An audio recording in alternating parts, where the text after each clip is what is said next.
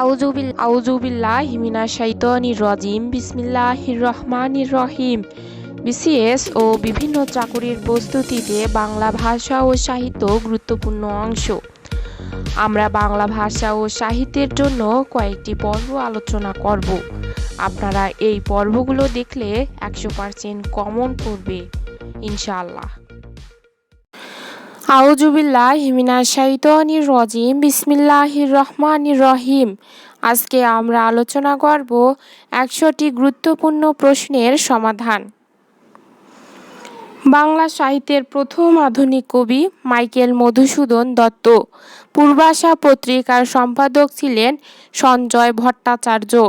বাংলা সাহিত্যে কথ্যরীতির প্রচলন যে পত্রিকার অবদান সবচেয়ে বেশি? সবুজপত্র। বাংলা ভাষার প্রথম সাময়িক পত্র দিগদর্শন। নজরুল ইসলাম সম্পাদিত পত্রিকা ধূমকেতু। সাপ্তাহিক সুধাকর এর সম্পাদক শেখ আব্দুর রহিম। মাসিক মোহাম্মদী প্রকাশিত হয় 1927 সালে। দিবারাত্রির কাব্য উপন্যাসের রচয়িতা মানিক বন্দ্যোপাধ্যায়। আধ্যাত্মিকা উপন্যাসের লেখক প্যারীচাঁদ মিত্র।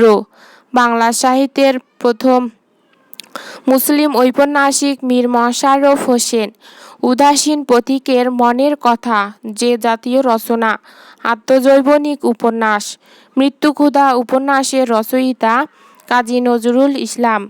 উত্তম পুরুষ উপন্যাসের রচয়িতা রশিদ করিম। কাশবনের কন্যা যে জাতীয় রচনা। উপন্যাস। সবার উপরে মানুষ সত্য তাহার উপরে নাই বলেছেন চণ্ডীদাস।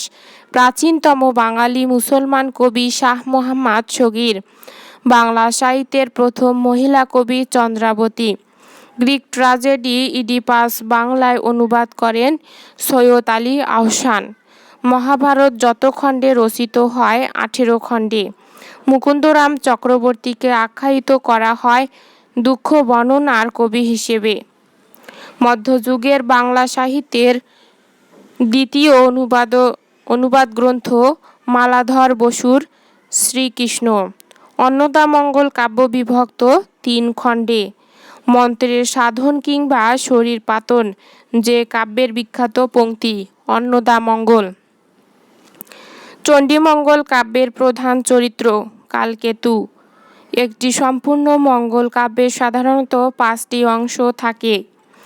আদি মঙ্গল কাব্য হিসেবে পরিচিত মনসামঙ্গল। প্রকৃতপক্ষে মঙ্গল কাব্যকে যে 2টি ভাগে ভাগ করা হয়, পৌরাণিক ও লৌকিক। বৈষ্ণব পদাবলী বৈষ্ণব সমাজে পরিচিত মহাজন পদাবলী নামে। সর্বজন স্বীকৃত ও খাঁটি বাংলা ভাষায় রচিত প্রথম কাব্যগ্রন্থ শ্রীকৃষ্ণ কীর্তন। প্রাচীন যুগে সমাজ জীবনে প্রভাব ছিল ধর্মীয় চেতনার। প্রাচীন যুগের সাহিত্যের অন্যতম বৈশিষ্ট্য গোষ্ঠীকেন্দ্রিকতা ও ধর্মনির্ভরতা। কবি মুকুন্দরাম চক্রবর্তীকে কবিকঙ্কন উপাধি দেন জমিদার রঘুনাথ রায়। বাংলা উপন্যাসের প্রাথমিক পর্যায়ে প্রাধান্য ছিল সামাজিক কাহিনী। 20 শতকের মেয়ে উপন্যাসের রচয়িতা ডক্টর নীলিমা ইব্রাহিম। আবে হায়াত ও জীবন ক্ষুধা এ 2টি উপন্যাসের লেখক আবুল মনসুর আহমদ। বাংলাদেশে প্রথম মঞ্চায়িত নাটক বাকী ইতিহাস। বাংলা প্রবন্ধ সাহিত্যের প্রথম জীবন চরিত রচনাকারী রামরাম বসু।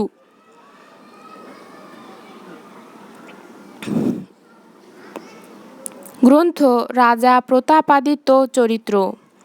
বাংলা কবিতায় নবজাগরণের সূত্রপাত হয় 19 শতকে। তন্বী কাব্যের কবি Sudhindranath Dutta.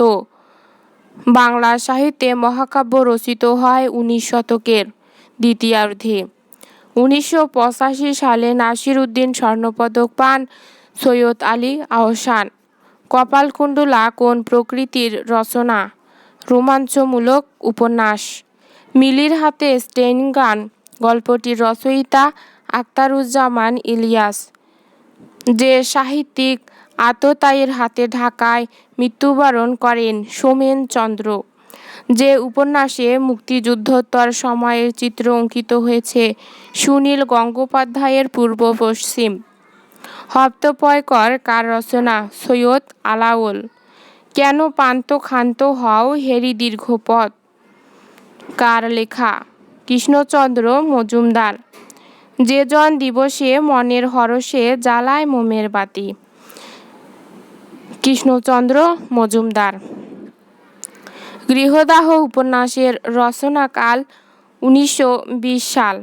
Uncle Tom's cabin এর সাথে তুলনা করা হয় যে নাটককে? নীলদর্পণ। সবার উপরে মানুষত্ব, তাহার উপরে নাই বলেছেন চণ্ডীদাস।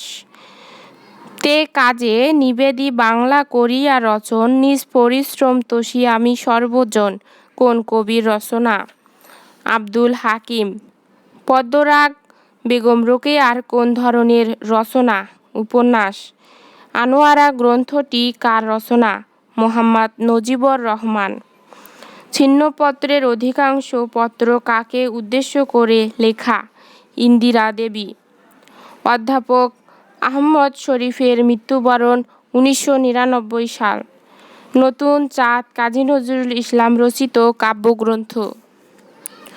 কন্যাকুমারী আব্দুর রাজ্জাক কর্তৃক রচিত উপন্যাস। গড্ডলিকা রাজশেখর বসুর গল্পগ্রন্থ।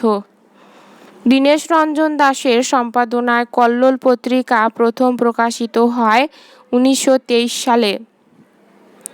রূপ লাগি আঁকি ঝুরে গুণে মন ভোর কার রচনা? জ্ঞান দাস। বাংলা মৌলিক নাটকের যাত্রা শুরু হয় যে নাট্যকারের হাতে? রামনারায়ণ তর্করত্ন। ডক্টর মুহাম্মদ শহীদুল্লাহর বাংলা সাহিত্যের ইতিহাস গ্রন্থের নাম? বাংলা সাহিত্যের কথা। বাংলা সাহিত্যের প্রথম ইতিহাস গ্রন্থ কোনটি? বঙ্গভাষা ও সাহিত্য। বালক নামক কিশোর পত্রিকার প্রতিষ্ঠাতা স্বর্ণকুমারী দেবী। সিরাজউদ্দৌলা মীর কাসিম, ছত্রপতি শিবাজী, তারাবাই, নূরজাহান, চন্দ্রগুপ্ত, সিংহল বিজয় ঐতিহাসিক নাটক। বাংলা সাহিত্যের প্রথম ঐতিহাসিক নাটক শাহজাহান। মনসামঙ্গলের দুজন শ্রেষ্ঠ কবি বিজয়গুপ্ত ও দ্বিজবংশী। উত্তরাধিকার কোথাও কোনো ক্রন্দন নেই, আমার চুম্বনগুলো পৌঁছে দাও গ্রন্থের রচয়িতা শহীদ কাদরী। তোমাকে অভিবাদন প্রিয়তমা কাব্যগ্রন্থের কবি শহীদ কাদরী। সর্প বিষয়ক গল্প ও অন্যান্য। বাসন, চাকা, কেরামত, মঙ্গল, কীর্তনখোলা, মুনতাসির ফ্যান্টাসি, যৌবতী কন্যার মন, হরগজ, একটি মারমা রূপকথা, হাতোহদাই নাটকগুলো রচয়িতা সেলিম আল দীন। জাহাঙ্গীরনগর বিশ্ববিদ্যালয়ের নাটক ও নাট্যতত্ত্ব বিভাগের প্রারম্ভিকালীন অধ্যক্ষ সেলিম আল দীন। নাট্যাচার্য হিসেবে খ্যাতি অর্জন করেছেন সেলিম আল দীন। সেলিম আল দীন। খোয়ারি ছোট গল্পের লেখক আখতারুজ্জামান ইলিয়াস। ব্রুজবুলিতে রচিত রাধাকৃষ্ণের প্রণয়মূলক পদ কার শ্রেষ্ঠ? কীর্তি বিদ্যাপতি। পাখি সব করে রব রাত্রি পোহাইল কবিতার লেখক মদনমোহন তর্কালঙ্কার। রসতরঙ্গিনী বাসবদত্তা। শিশু শিক্ষা এর রচয়িতা মদনমোহন তর্কালঙ্কার। ভগবতের কৃষ্ণলীলা সম্পর্কিত কাহিনী অবলম্বনে বড়ু চণ্ডীদাস পঞ্চদশ শতাব্দীতে রচনা করেছেন শ্রীকৃষ্ণ কীর্তন। 1909 সালে পশ্চিমবঙ্গের বাঁকুড়া জেলার কাকিল্যা গ্রামের এক গৃহস্থ বাড়ির গোয়ালঘর থেকে আবিষ্কৃত হয় শ্রীকৃষ্ণ কীর্তন কাব্য। মধ্যযুগের আদিকবি বড়ু চণ্ডীদাস। অর্কেস্ট্রা কাব্যগ্রন্থের রচয়িতা সুধীন্দ্রনাথ দত্ত। ইসমাইল হোসেন সিরাজীর ছদ্মনাম সিরাজগঞ্জ। জন্মস্থান। ইসমাইল হোসেনের সিরাজীর জন্মস্থান সিরাজগঞ্জ। এসো বিজ্ঞানের রাজ্যে এর লেখক আব্দুল্লাহ আল মুতি শরফুদ্দীন। বাংলা সাহিত্যের প্রথম সার্থক মহাকাব্য মেঘনাদবধ কাব্য। চর্যাপদ এক প্রকার গান। বুলবুল চৌধুরী খ্যাত নৃত্যের জন্য।